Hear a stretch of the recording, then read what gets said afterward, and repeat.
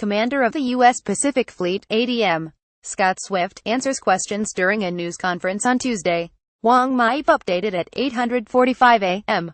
ET. The commander of the U.S. Pacific Fleet says Navy divers have found remains of some of the 10 sailors aboard the USS John S. McCain who were missing after the guided missile destroyer collided with a merchant vessel in waters off Singapore earlier this week.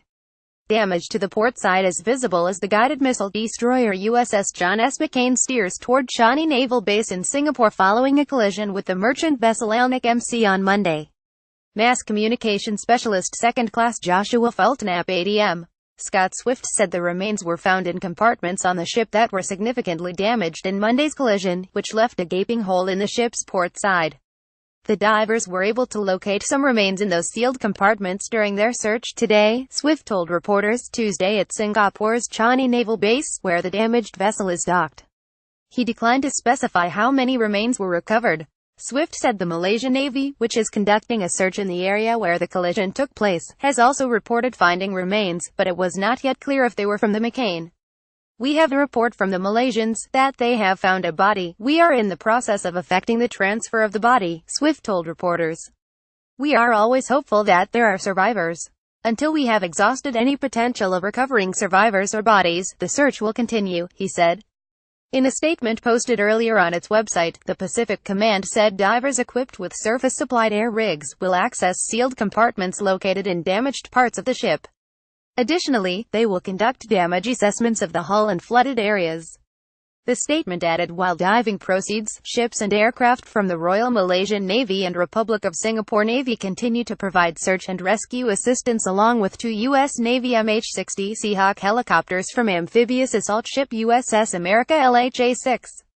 Those search efforts are focused on an area east of the Strait of Malacca and Singapore where the collision occurred as McCain was transiting to Singapore for a routine port visit. Monday's collision between the McCain and the Liberian-flagged and Greek-owned oil and chemical tanker mccain occurred early Monday local time near the eastern entrance of the Strait of Malacca, where ships are funneled into a narrow waterway between Malaysia and Singapore. It is one of the busiest shipping lanes in the world. The incident comes just weeks after a sister ship to the McCain, the USS Fitzgerald, collided with a container ship in waters off Japan, killing 7 sailors.